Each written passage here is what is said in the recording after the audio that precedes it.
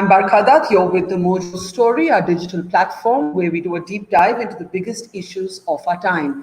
If you ever wanted to read an unmissable chronicle of contemporary India, well, then you should pick up Vir Sanghvi's Memoirs. Before I introduce our guest today, let's look at his book, Just Out, a book that I was extremely happy to endorse as well, called A Rude Life. It's a story of his life, but really it is a story about India. He talks about several famous people, but actually the story in the book is not about those famous people. It's a story about our country, our media, our democracy, what's changed, what hasn't changed, and what we should be extremely worried about. It's a very, very easy, enjoyable read, which will give you, as I said, a ringside view and an inside track to many things you've seen in the headlines, heard about, but didn't quite know the backstory of.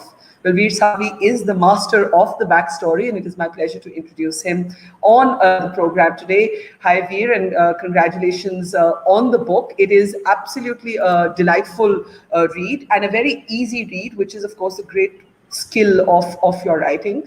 I want to start by actually asking you, how honest have you been? I think I've been as honest as possible, but yes, I've tried very hard not to hurt people.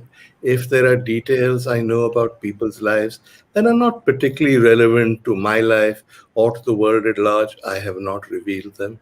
And many of these memoirs often tend to be score-settling exercises. There are people who've done bad things to you, and you feel this is your chance to redress the balance and reveal the bad things that they've done in their own lives. So I've tried very hard to keep this a good-natured book, to not actually be bad or vicious or vengeful about anyone. How does a journalist decide what is okay to share, especially when someone who's in public life has expressed it in confidence?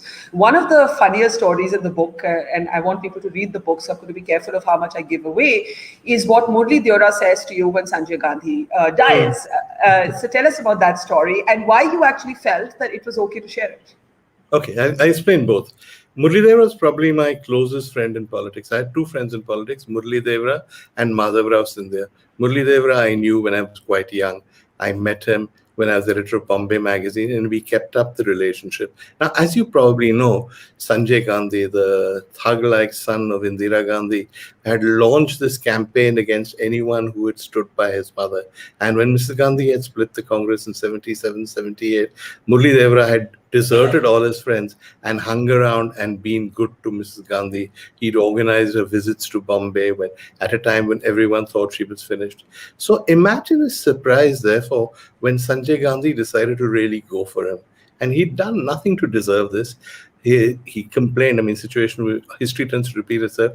He complained to the mother, and the mother said, I have no idea what the son is doing. Any case, why don't you go and talk to the son, etc. And of course, nothing happened. And this campaign of persecution continued against him. Now, Sanjay Gandhi died quite suddenly in a plane crash, as you probably remember, in a small stunt plane, which he drove very recklessly. And he died as he had lived, endangering the lives of innocent people. He died on Willingdon Crescent. And because we had no internet and we had no news channels on those days, people didn't really know what had happened. I was working for India Today in Bombay, for India Today and Bombay magazine in Bombay. And India Today called and said, can you get reactions from Maharashtra politicians? So I called various people. And what was surprising was the large number of people who hadn't heard that he was dead.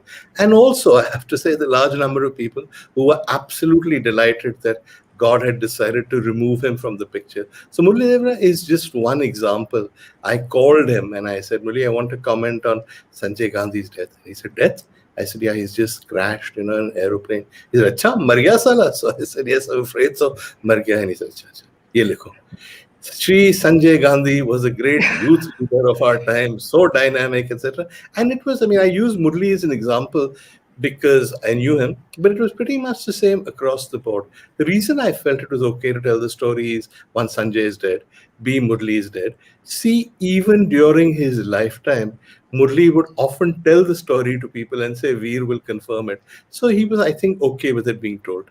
And Other people, but I other think one people of the would say reasons the we can worst laugh thing. about it is because both are gone. Yeah, I mean, I imagine there's a lot untold in the book, Yeah, but I they're think one of probably the slugging it. They're probably slugging it away in heaven, unless Sanjay is in the other place. But there's nothing here that makes a difference.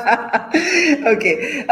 Another thing that intrigues me. You have clearly, as the reading of the book tells you, you've had a pretty easygoing, as you've said, often jokey relationships with several people who've been in politics. Bal Thackeray is an interesting example of somebody whose politics you completely disagreed with, but you were able to have an easy conversational equation with him. My Yeah. question is, in all your life as an interviewer and as a writer, who has been the toughest public figure to have a conversation with and to draw out? And after you tell me your answer, I'll tell you mine because I want to talk about that person. But first, you go. Vajpayee, because I What? would be at his Really? house. Yeah, I would be at his house, and we would all be sitting around and chatting. And he was, a man of few words. He would not have been a great politician in the television era because he too had these notorious long pauses, and each of his pauses was probably as long as a commercial break in today's television. So he was also, I think, notoriously reluctant to discuss politics. And while I was friend of the family, etc., he never ever forgot that I was a journalist. And besides, I think I heard him talking to other people at home. It was not his nature to say anything. So you would ask him a question, and he would sort of keep silent, and then you'd wait for a little while and you'd ask him a second question in the hope of probing. And just as you were asking the second question, he would start answering the first one. So then you had to go back, wait for him to answer the first one. And usually he would answer enigmatically. I mean, I've written in the book, one of the few occasions where he actually expressed an opinion was there was, as we know, this rivalry between Vajpayee and Advani. And much of this was fueled by the people around both. Brijesh Mishra, in particular, who ran the Vajpayee PMO, did not like Advani and made no secret of the fact that he didn't like Advani. There's a story that I haven't put in the book, but I'll tell it to you because, again, everybody's dead. I was at a wedding where Mr. Brijesh Mishra and Mrs. Brijesh Mishra were both present, and nobody remembers Mrs. Brijesh Mishra, but she was a rather strong and forthright woman. And Advani walked into this wedding and she turned to me and said, Advani. So I said, yes, I hate that man. So this was said loudly enough for anyone all around to hear. So, in any case, I'd gone to interview Advani, and Advani then sat me down afterwards and did a long complaint about Vajpayee, framed in sort of hand-wringing Advani terms that he is such a great leader. I don't understand why he's doing this. मैंने इतना बोला है, you should speak more. लेकिन I've told him अंग्रेजी में नहीं ना, your English is very bad. So it was typical Advani type stuff. And then he said, I gather that Brijesh Mishra has been saying very bad things about me. So I sort of hummed and hawed because it was true. Brijesh Mishra was saying very bad things about him. And when I next went to see Vajpayee, he asked me about this. And I related the story. And Vajpayee said to me, after a long pause, इसमें ब्रिजेश की भी गलती है. That was very unlike Vajpayee. But then when you pushed him and said, why is Brijesh wrong in this? What has he done? We would get nothing more out of Vajpayee. So, what was the most real thing? Or an Arun Nehru figure who is notorious for not saying very much to journalists, that's okay. But here I was with somebody I liked, who from all appearances appeared to like me, and yet it was bloody impossible to get anything out of him. What was the realest thing that he ever said to you in an interview? You've given one example. Any other examples that strike you? Yeah, Kargil, which you will remember. If you remember, there was a time. I mean, we're talking on the anniversary or 22nd anniversary of the Kargil War. Yeah, and it was, I think, particularly memorable conversation because it happened right after Kargil. And as you know, Kargil was, I mean, you covered it, so you probably may have a slightly different view, was a huge mistake to begin with because they didn't realize what was going on, but they recovered and they managed, thanks to the bravery of the Indian Army and the great sacrifice of young officers who led from the front, they managed to repel the so-called Mujahideen and win it back. While all this was going on, the Americans launched a peace initiative. And according to Vajpayee, Bill Clinton called him in the middle of the night and said to him, I'm calling Nawaz Sharif and I want you to come and we need to settle this once and for all. And Vajpayee normally, who's one of those people who thinks a lot and all that, would have asked Brijesh. but there was nobody he could talk to, as he said, in the morning. And he said he took a while to think about it, which given his pauses means a really long while. And ultimately said, no, this is my country. I'm staying here. You can call me, but I'm not coming anywhere with it to see you. And I don't think this has been widely told. And Vajpayee said it, I must say, with a certain amount of pride. He was pleased that he had stood firm despite the entreaties. And American entreaties always have an element of threat lurking somewhere in the background. But Vajpayee stood completely firm. Yeah. My answer to that question on who the toughest person is to get behind a veneer is someone you write extensively about in the book. And I'm talking about Amitabh Bachchan. I have found him actually my most difficult interview because the man is such a consummate actor that there is actually nothing you can do to, at least I haven't been able to get him to say a real thing. The only real thing I think he ever said to me was, I said, what are you scared of? And he said, I'm scared that one day I'll walk into a restaurant and I'm old and nobody will recognize me. Amitabh Bachchan, his transformation into what your book calls the middle-aged angry man, as opposed to Javed Akhtar's angry young man. How did that happen? Your relationship with Amitabh, you knew him quite intimately at one point. Talk a little bit about that. Well, I knew Amitabh at various points in his career. I talk about the India Today story. We did a cover story on him for India Today at a time when Amitabh had banned the press, so certainly wasn't giving any interviews. And he offered us unparalleled access. I said to him, I will only do it if I can spend a week or 10 days with you. So I would turn up in the morning when he was waiting in his van for the other stars to turn up. And I would stay with him till he went home in the evenings. And if he wasn't shooting, which wasn't very often, and he was at home, I would go to his house to Pratiksha and spend time with him. So my theory then was that because you interview Amitabh Bachchan and you get nothing except for these famous one-liners and grunts and hmms, I would spend time with him and see him when he couldn't possibly acting, when he was on the sets, when he was doing things, and get a better story out of him. And for reasons that are not clear to me, he agreed. He gave me sort of unprecedented access. But even then he was acting. I remember he was shooting for a film, I think it was called Namak Halal. And there's one drunken song, and he was shooting it in State Studios, which was the only air-conditioned studio in Bombay at the time. And he was the kind of guy you don't initiate a conversation with. To sit with him and for 1 hour with nobody saying anything is normal. He's very happy being quiet, and you just have to learn to appreciate his quietude, for want of a better term.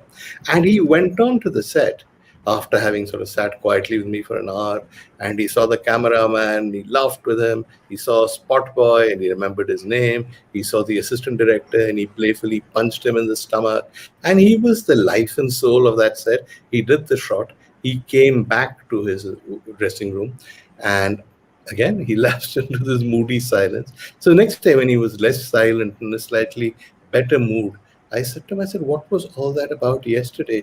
You were just so quiet in the dressing room, but when you went onto the set, you were a different person. And he said, yeah, that's the real acting. So I think even then, there was a sense in which he was different with different people. And if he felt he had to be Amitabh Bachchan to put on a performance, to make everyone on the set feel comfortable, he was quite happy to do it. But the real Amitabh Bachchan is, I think, and it's not an act and it's not acting, he's a very silent man who, left to himself, would say nothing. You write about how it was a colossal mistake, his joining politics, and of course the scrutiny that follows in the wake of the Bofors scandal kind of taps into that cynicism in him. Since you have known both protagonists, the Gandhi family and Bachchan, do you think we'll ever know what actually went wrong between them? And why do you think it was a gigantic mistake for him to have joined politics? Well, he knew nothing about politics. You can join politics because you think you're cut out for politics. You think you can make a difference. There are many, many reasons for joining politics. But here are two which are not, I think, good enough reasons for joining politics. One is your best friend said to you, I need you, so he joined politics. The best other friend, one... best friend being Rajiv Gandhi, who had suffered this great loss. His mother had been assassinated, and said to Amitabh, I need you to join politics. I need you to help me. I mean, it's not a good reason for joining politics. The second was that in 1982, you're probably too young to remember this, Barkha, he suffered a near fatal accident, and while he on the sets of Coolie, yeah. You do remember, good, you do remember. And I mean, I read. I read. I Yeah. must have been whatever, Okay. 12 years So old then, or he was whatever, at 11. BCP Yeah. hospital, and he hovered, I think, for at least a month till he was out of danger, possibly longer, between life and death. And India went crazy. I mean, the whole country came to a standstill. People did pujas, crowds gathered around. It was as though a national tragedy was about to occur, and the country felt that through the power of prayer, we could avoid or avert that tragedy, which unfortunately we did, I suppose. I think that left a very deep impression on him, because when you're a movie star, you don't actually meet that many people. When you're Amitabh Bachchan, you don't meet anyone. So you have really no idea of what the people out there feel. You know, some movies are hits, you know, some movies are flops. You know that when you go out, you're mobbed, but then all stars are mobbed. So you don't realize the depth of people's commitment to you, the depth of their love. What he insists on calling the 1982 episode, I think reminded him of that. And he felt internally, I mean, it's almost a cliche, but he genuinely felt that he got so much love from the people of India, he needed to give something back. Now, I have no problem with that. But there are other ways of giving back. It wasn't a good enough reason for joining politics. What happened? What went wrong for him? I mean, Bofors happened, yes, but you But didn't also answer my. later, things had gone badly wrong before that, because he didn't choose the standard route, which would have been to say join the Rajya Sabha, become an MP in Delhi, stay there. He went back to Allahabad and he stood from there. And of course, he won by a landslide, defeating H. N. Bahuguna. But he didn't realize it wasn't as simple as he thought, that I go to Allahabad, I stand for elections, and I help the people, which was his view of Indian politics. It wasn't like that, because Allahabad was VP Singh's base. And Yeah. VP Singh was not keen on having Rajiv Gandhi's best friend and probably the most popular person in the country at the time as his political rival. And they did various things to disrupt, if not demolish, Amitabh Bachchan's career. If he used to keep going back regularly, and frankly, during the subject, he was a bore, because he'd only talk about Allahabad and what he had done and how much he cared for people. And yet, within Allahabad, within the Congress, all kinds of plots were being hatched against him. If he didn't go to the constituency for 2 weeks, they would put up posters saying missing, offering a reward for finding this man, etc. He didn't know how to take it. And I don't think, I mean, the film industry is not a place full of really upfront people, but the film industry's duplicity pales in comparison to the duplicity in politics, Yeah. because he would go and meet VP Singh and he would say, look, this terrible thing has happened, that has happened. And VP Singh would be so solicitous and would say, I'm very sorry. And Amitabh would say, but can anything be done? And VP Singh would say in that folksy manner of his, well, you know, the toothpaste cannot be put back in the tube, or something equally sort of gibberish like. And Amitabh would come back. And before Bofors or anything happened, I remember talking to him, and he was increasingly frustrated. And he kept saying, I'm doing this off my own bat. I'm spending my own money. Why does nobody appreciate that? And there was Yeah. another fact. Because he was such a draw, they kept sending him out to campaign for the Congress. And he went, I think it was in Assam, and he campaigned, he made a campaign speech, and he was heading back to his helicopter. A young guy ran after him, and the security tried to push him away, but he managed to give a note to Amitabh. And on the helicopter, Amitabh read the note, and the note said, sir, please don't do this. We love you. We don't love the Congress. Do not make the mistake of becoming the Congress. And I think that hit him quite hard, that politics was not a way of just joining to help people. You were, as much as you were helping people, you were also opposing other political parties. You were Yeah. asking people who loved you because of your movies to take political sides. And I think that he'd never understood. What happened, do you think, between him and the Gandhis? You know, in the days when Priyanka Gandhi was more open than I think she is today. In an interview to me, she spoke about how Teji Bachchan, Amitabh's mother, was the one who taught her Hindi. And Yeah. that was the kind of proximity they have. We reached a point where Sonia Gandhi was widely criticized for applying a technicality to somehow get, you know, I mean, she and Jaya Bachchan basically went for each other in parliament, right? So what happened? How did families that were best friends become so hostile, so sort of hating, almost hating each other?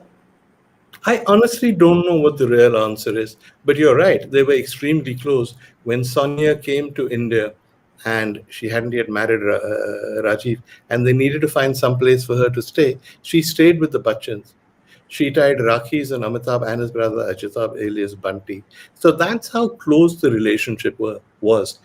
Jaya, I know, was very close to Priyanka. Amitabh was very close to Rahul.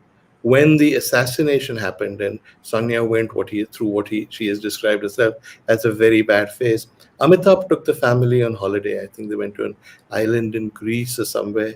He looked after them. So it seemed to me that he had something of a nervous breakdown following Rajiv's assassination, though he doesn't like using the term. So it seemed to me that these were two people who were grieving, and the families were coming together and they would support each other. And then suddenly something went wrong. With the Gandhis and the Bachchans, nobody ever says anything in particular or in public, but you had the sense they weren't meeting that often, etc. And by this stage, Amitabh Bachchan had acquired a spokesman, and that spokesman was Amar Singh, who of course hated the Gandhis.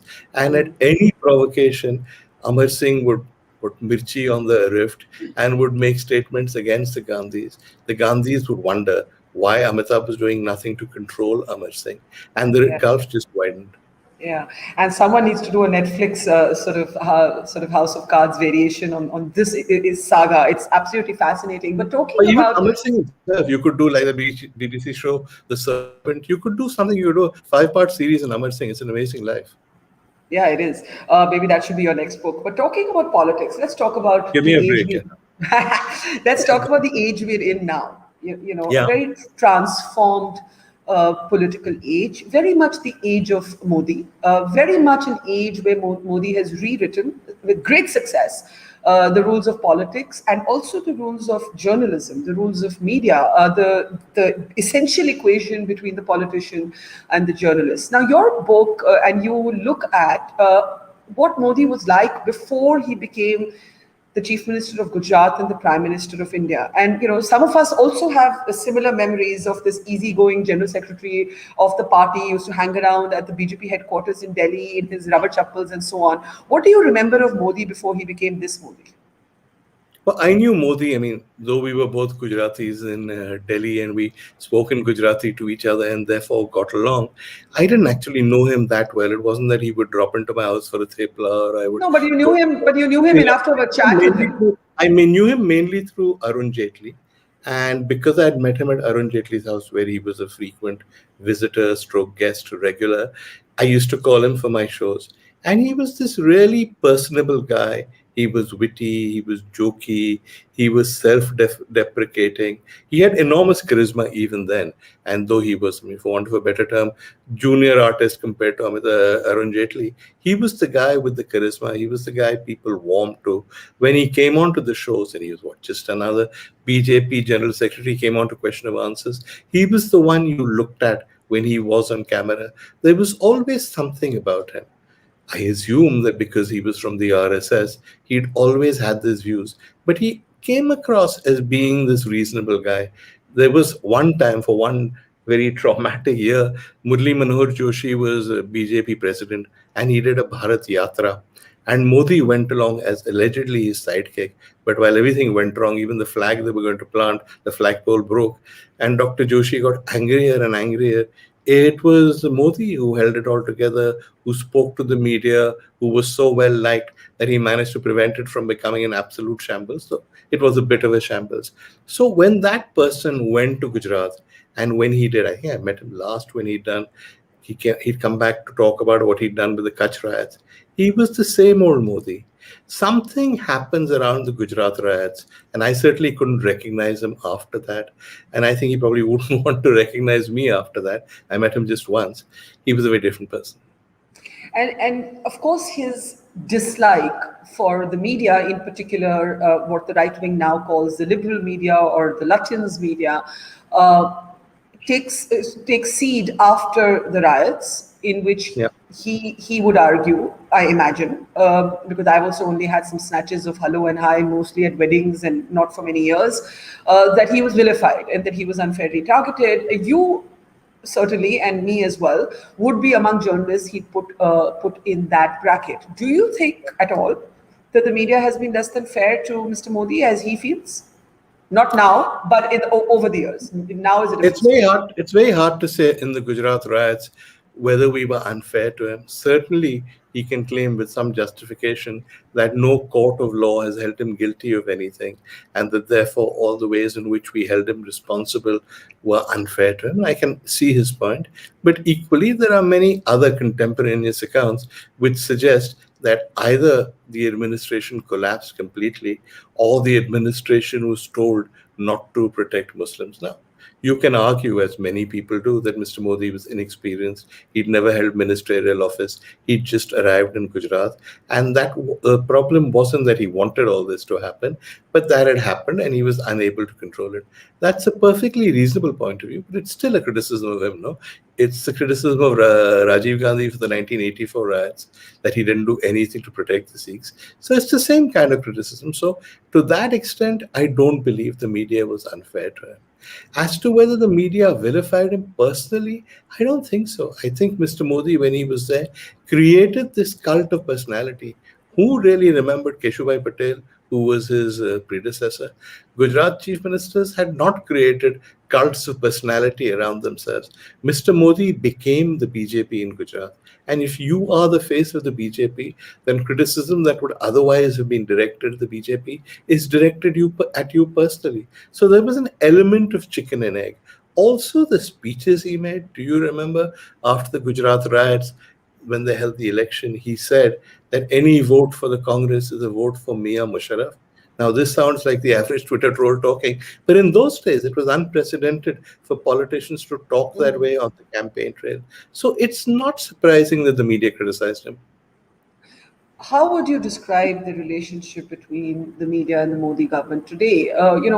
One of the sadder but truer lines of the book is where you talk about how, one, it's tougher and tougher to make a living off pure journalism. How, not just for people like yourselves, but I think for everybody. Everybody's always looking for other ways to monetize their lives so they can do what they really like, which is journalism. That's one. But you also talk about this sort of twilight hour, if you will, this age in our democracy where actually nobody knows what's happening, and that's the truth, and that has never been truer than it has been for let's say these few years or these 2 terms of the Modi government. How do you reflect on what's happened to the media in these years? Well, I think basically the media and Mr. Modi is a love-hate relationship. There are sections of the media who love him, and Mr. Modi just hates us all, including the sections that love him. He has no real respect for us. He doesn't think we're of any consequence.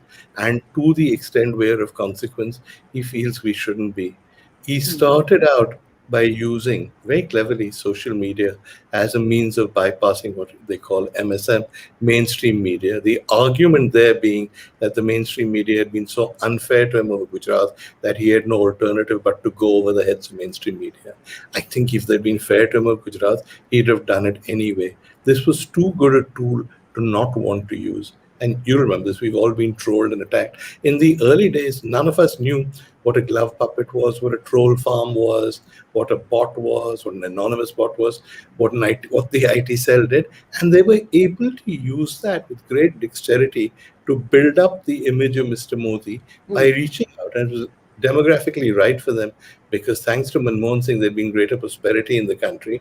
And there was a new emerging middle class, which resented in many ways the old middle class. And Mr. Modi appealed directly to them. And these things are self-fulfilling. For many of these people, he became their man, their spokesman. He was the one who embodied their hopes and fears. Once Mr. Modi had that, he didn't really need the media. Once he got into office, however, he did need the media in the sense that he didn't want to be criticized all the time. He wanted media that was not supportive, but fawning.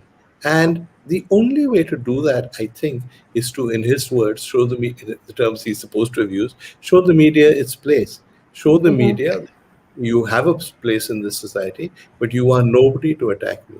And I think that unequal equation, which hadn't existed before, has now been established. Every time one brings this up with supporters of the BJP or of Narendra Modi, they will remind you of Indira's emergency. They will remind you of Indira's autocracy. There are people who've suggested that Modi is more like Indira than any other contemporary politician that we can actually think of. They will point to Rajiv Gandhi's attempts with the proposed legislation to control the media. They will point to the books that were banned during the Congress years, and so on. There are many examples. What is the difference, in your opinion, between the intolerance shown by leaders of the Congress towards the media and shown by Mr. Modi? I think the basic difference is while Mr. Modi wants to be Indira Gandhi, much of his actions remind you of Sanjay Gandhi. Sanjay Gandhi had a similar contempt for the media. I really thought we were useless, had no place in a society, was happy locking us all up. Mrs. Gandhi did, I think, behave disgracefully during the emergency. But there was enough of a Democrat in Mrs. Gandhi, for better or for worse, that she was concerned about the constant criticism. She was unhappy at being regarded as a dictator. She ended the emergency and called an election, which admittedly she thought she would win, but she still called the election because she wanted an end to the constant criticism. I don't think Mr. Modi cares enough. I don't think he cares what we write about him beyond the point. Yes, it's a nuisance, and yes, we must be put in our place. As for the intolerance shown by various governments towards the media, yes, that's right. I think you have the example of Mrs. Gandhi in the emergency, most famously, but you also have Rajiv Gandhi and the campaign against the Indian Express when there were raids. I think 200 bogus cases were filed against the Express. You have the example of the Vajpayee government when the owner of Outlook was raided on various economic charges, perhaps because of what Outlook had done. So with the exception of the Manmohan Singh government, which frankly couldn't have organized a booze party in a brewery, nobody ever allowed the media to do what it wanted to. In the case of the Manmohan Singh government, I thought there was a Manmohan degree of Singh. liberalism. Sorry, you what? And I was just going to say, I thought Manmohan Singh was a Democrat, but the Gandhis were not. Even in the UPA years, I think they were different. Yes, I think the Gandhis came from a certain imperial strand. Everybody had grown up learning politics from Indira Gandhi's dining table. So it was impossible to divorce yourselves from the history of what had happened. But even so, if you are to look at recent history, there was much less interference in the press during the Manmohan Singh era than there was in any other period. And I think they paid the price for it. By the end, the press had become so hostile, had turned Manmohan Singh into a joke figure. And I think Mr. Modi is determined not to let that happen to him. There's a chapter in your book where you say that Manmohan Singh, you quote Manmohan Singh saying, "History will be kinder to me." And you say in your own voice that you're not so sure of that because you believe that Manmohan Singh created and is responsible for creating a vacuum that Narendra Modi was able to fill. Yes. Do you blame Manmohan Singh or do you blame everybody in that lot? It seems to me that one of the things that Dr. Manmohan Singh, probably feels bad about is that within the party all the blame was his, but the credit was not. And one of the things that your book argues is that Sonia Gandhi, he was always Sonia Gandhi's first choice. He was therefore not an accidental prime minister, as Dr. Baru or others may argue. So talk a little bit about that Sonia Manmohan equation and why you think history will not be kinder to Dr. Singh. Okay, I think it's very clear in the book that I talk about three different phases of Manmohan Singh. I talk about him as Finance Minister of India, and I think history will remember his name in glowing terms. I talk about the first UPA term, and I think that was a brilliant term. I think he was a very successful Prime Minister. My criticisms are reserved for the second UPA term. And I think several things went wrong by then. The first was that in the first UPA term, Manmohan Singh was kept in check, for better or for worse, by the left. He constantly had to think what he had to do. Now, I believe that the left was hopelessly out of touch and their objections were idiotic, but still, there was some sense of a check on him. By the second term, when the left had sort of been finished off at the polls and he had a majority or near majority of MPs, including his supporters, actually he did have a majority, without the left, he felt more empowered. He felt he'd won some kind of victory. Then there was the nuclear deal. Now, I supported the nuclear deal, and I imagine so did most sensible people. But I think Manmohan Singh talked it up too much. Every time I met him and I spoke to him, he didn't talk about ending nuclear apartheid, which is what the deal did, and thank God for that. He talked about the billions or hundreds of billions at different times of American money that was going to come in, that there was a very small window, and if India didn't do all this now, we could lose our place in history. He may have been right, judging by what's happening now. But he made it seem that India would be transformed by the nuclear deal. he made it a resignation issue. He said he would resign as prime minister during UPA 1 unless they found the votes required to pass the deal. And I think when he won the election, he won the confidence vote, he changed him. You had all this Singh is king nonsense. And he believed, I think unfairly, that he had won the election himself. I mean, I'm sure he contributed to the victory, but so did the party, so did Sonia Gandhi, so did so many other factors. But he then began to be, I think, much more arrogant, which is, I think, when shy people feel they've finally overcome obstacles, it sometimes leads to a sort of false pride. There was always a delicate balance between Sonia Gandhi and Manmohan Singh. We'd never before had a situation where the politics was handled by the party president and the governance by the prime minister. It worked because they liked each other and they were very nice people. But Why didn't she? Why wasn't Pranab Mukherjee? I once asked Pranab Mukherjee, why couldn't you ever become prime minister? And he gave me this jokey answer saying, because I don't know Hindi. And then his face turned pink, and he was obviously uncomfortable with the question. He clearly was bitter about it. Questions will be asked by history. Why did Sonia Gandhi not choose Pranab? I do know the reason, because I think in the first term, Sonia Gandhi wanted somebody who she could trust, and somebody who could keep the UPA coalition together. Nobody had any objections to Manmohan Singh. They may have thought he didn't deserve to be prime minister within the UPA, but nobody said he's a bad fellow. In all his relationships with everybody, he was mild-mannered and thoughtful. Pranab Mukherjee, as we all know, brilliant man though he was, had a notorious temper. He would start shouting, spitting, screaming at the slightest provocation. So there was no way she would have trusted Pranab Mukherjee to have led the UPA when that government was founded. Because everybody said, Manmohan Singh once told me he thought it would last less than a year. So everybody said this will never work, and history was on the side of the skeptics and the doubters. So Pranab Mukherjee was never, ever a real option. Nor was he given, if I remember correctly, home or finance, the portfolios he really wanted in that first UPA government, I think mainly because they didn't trust him. He changed. I mean, Pranab Mukherjee's come back from adversity many, many times before. And towards the end, because of the sheer merit he demonstrated and because of his own brilliance and competence, he became much more important to Sonia Gandhi. In fact, there was a view within the Congress that even if the Congress did do as well at the election to get as many seats as UPA 1 had got, they would have had to depend on the left for support. If they did that, the left would probably, 100%, not have accepted Manmohan Singh as prime minister. In that case, Pranab Mukherjee would have been prime minister because he really got along with the left. What nobody expected was that they would get so many seats and Manmohan Singh could continue uninterrupted. Manmohan Singh himself, I think, was surprised by the extent of the victory, and I cannot reveal sources on this, went to the Gandhis and said, I will take a second term only if you promise me that I will not be interrupted, that I can complete a second term. Now, I don't think Pranab Mukherjee was concerned. I suspect he was concerned that halfway through they would show him the door and install Rahul Gandhi. And apparently Rahul Gandhi told him, I have no desire to be prime minister. Please accept this. And Rahul Gandhi, and you touch upon this in the book, Rahul Gandhi, when he sort of takes the ordinance that was really designed in some ways to save Lalu Prasad Yadav, and I remember I was as a reporter on Dr. Manmohan Singh's, I think, possibly last visit abroad, and the hell broke loose. He was in Washington when this happens.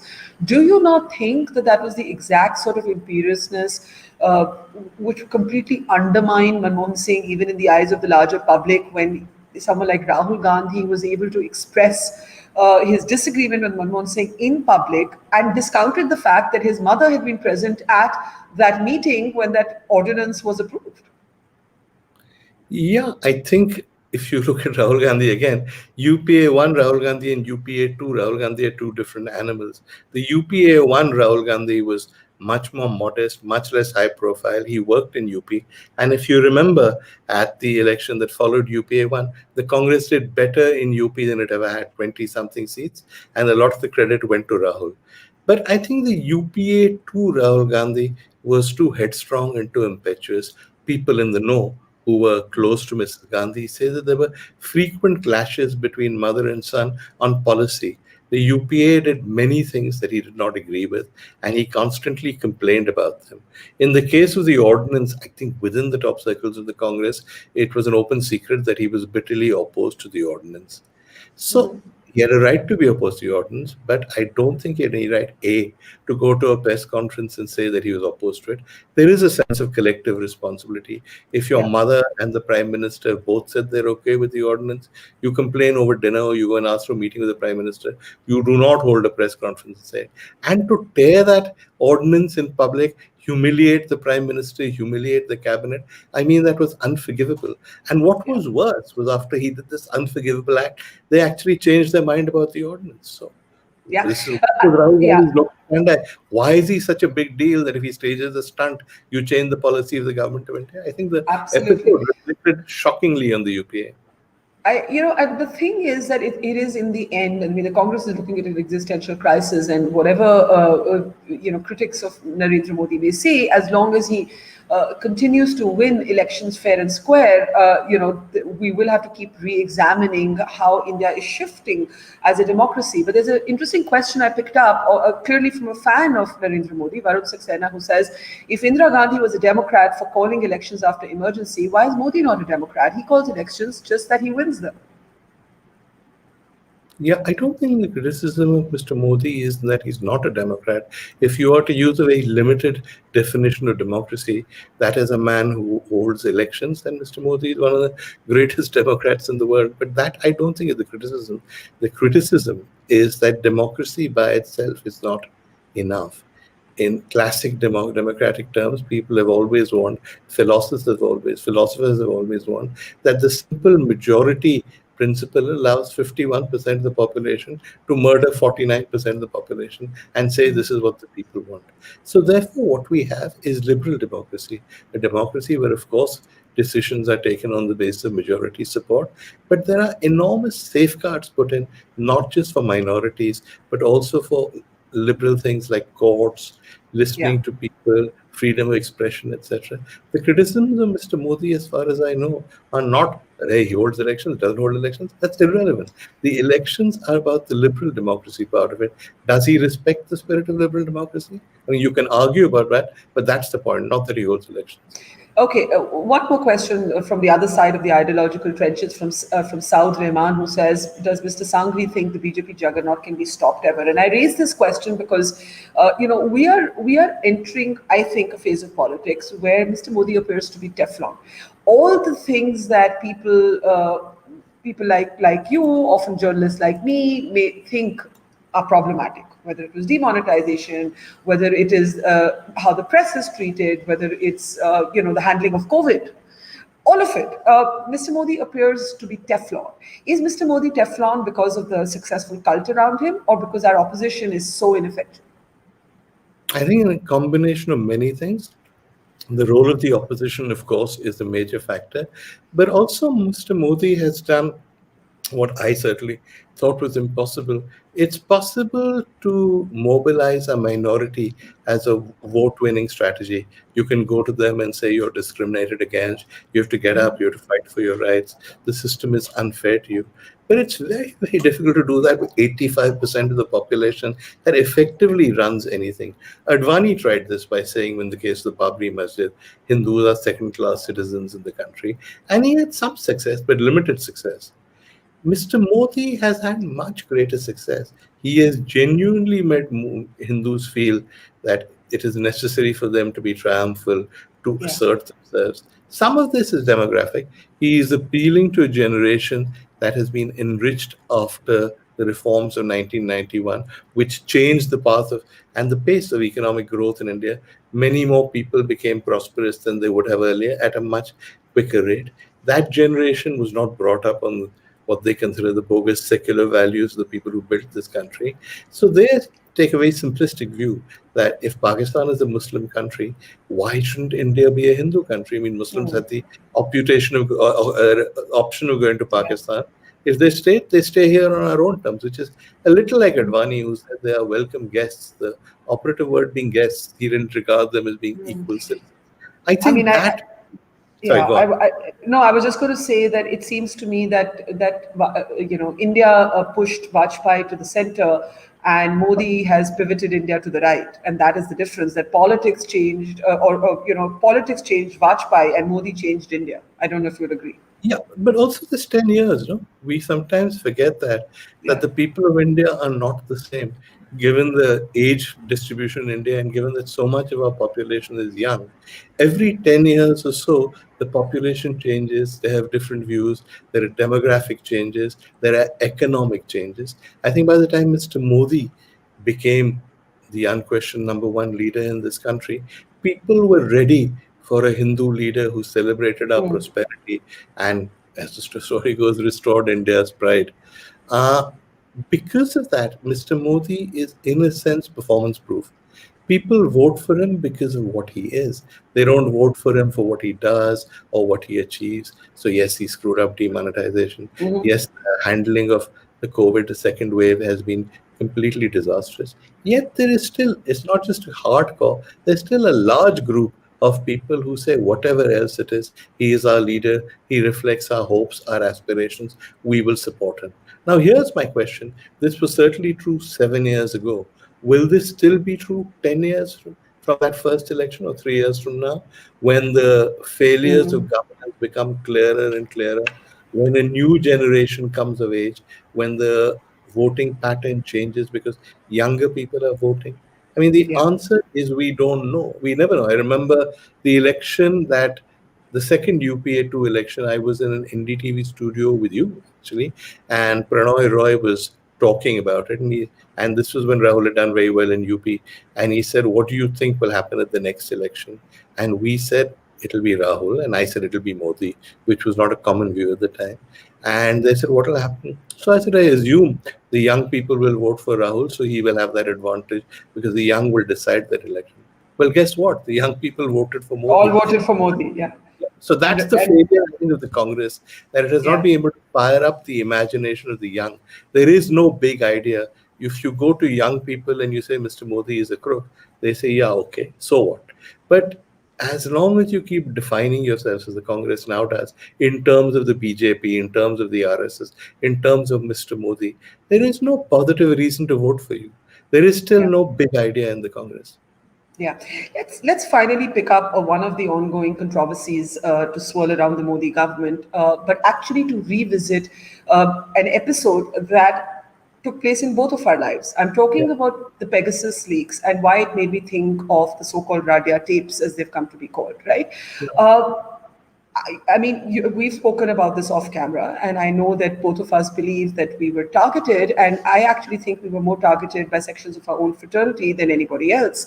So, looking and revisiting the Radia tapes in the age of Pegasus, it seems to me deeply ironic that the media that is so upset about privacy, and rightly so, thought nothing of publishing transcripts of purported conversations, decontextualized, to drag us in some insane way into a telecom scam that we could show story after story that we had done to call out.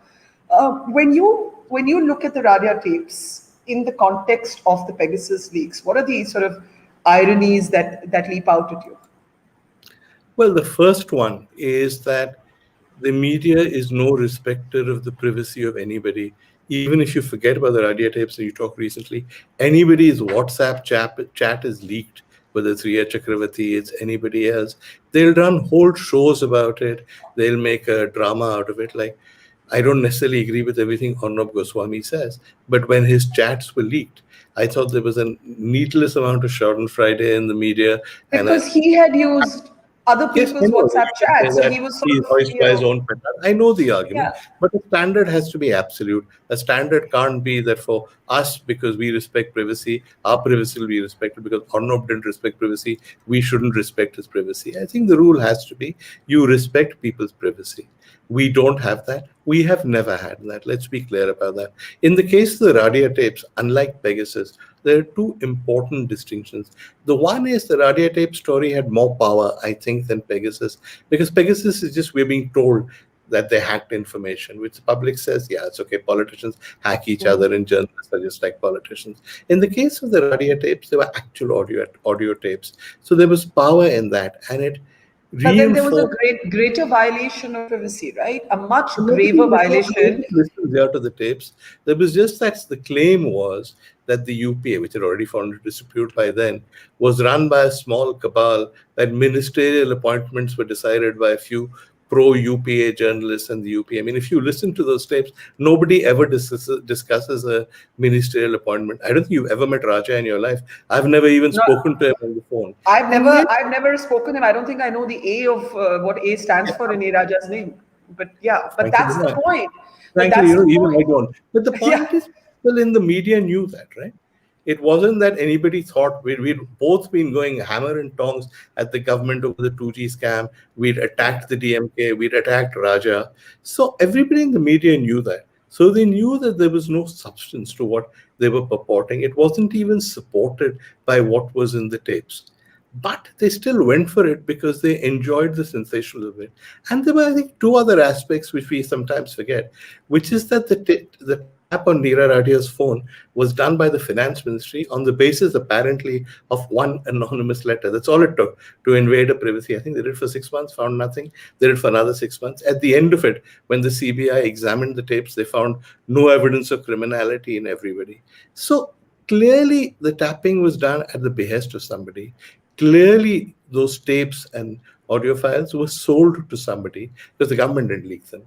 It's pretty clear to me that there was an industrialist involved, and the industrialist had the tapping done, had the tapes produced. And if you remember, the scandal first broke, there were a few stories in the media, then nothing happened for a few months, during which time I think the tapes were effectively edited, doctored.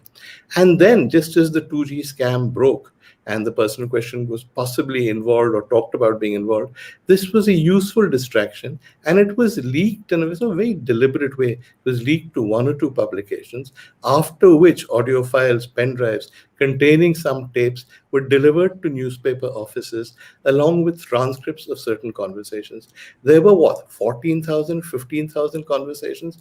They picked, I think, 40 or 50 of people who they thought might create some kind of media sensation, which I suppose you and I should take this as a compliment, that we were on that list. And they put them out. And the media, without questioning the source of the tape, without even questioning the authenticity, ran them.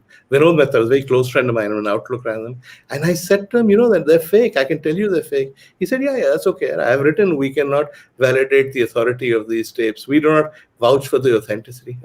How can you carry something that is not only an invasion of privacy, that comes to you from some industrialist fighting a corporate war, and which is probably edited, but you don't do it. You do it because you go with it because you want a story. So I think, yes, politicians come off badly, industry comes off badly, but I think the media come off the worst. Mm-hmm. But the question is this, and the irony, I don't know how many people today would even know this, that one of those people vilified at that time was M.K. Venu, who's today one of the founding editors of The Wire, which has brought the Pegasus leak story in India, right? And at that time, he was called a sellout, and he was called all those other things that we were called. Do you look back at it and feel anger and bitterness? I mean, I know that I said to somebody many years later that it is absolutely kosher for journalists and people in the know ahead of a cabinet reshuffle to gossip about who's coming in the cabinet and to trade on information. And this is the way the conversations take place. And today you have all of these outraged, channels. I mean, I know that not just Orna, but, even India today made rightly so, made a lot of noise about one of their very good reporters who was covering the Hathras case, one of her conversations being leaked with the brother of the Hathras victim. And they were absolutely right to protest, except that week they had reproduced WhatsApp conversations between Riya Chakravarti and Mahesh Bhatt, except they were at the forefront of running a kind of vilification campaign against you and me, among others at the time. And I can cite many such examples from the media. How do you feel looking back at that episode? I don't think it actually told me anything. I mean, it actually taught me some realities, and nothing that's happened since then has actually made any difference or made me change my mind. I think what the Radia tapes described to me was that privacy was dead, that people didn't bother about authenticity, that they were just concerned about sensation and scandal. For instance, Outlook put you and me on the cover saying the 2G tapes. They put Venu on the cover also saying the 2G tapes. Venu sued correctly because his conversations were about gas. They weren't even about 2G. I sued, and they had to give an undertaking saying they never intended to accuse us of involved in 2G, etc. It took a lot of money and many years of going to court to get that out of. And I'll tell you why I didn't sue, because one of my Yeah. closest friends, who's a lawyer, said to me at that time that this is just an opportunity for the media that is already gunning for you to make you a story every single day. And I kind of regret that I did so. I wish I had, but that was his thinking at the time. But I mean, I'm also not sure why I sued, because it was just saying some obsessive thing about me.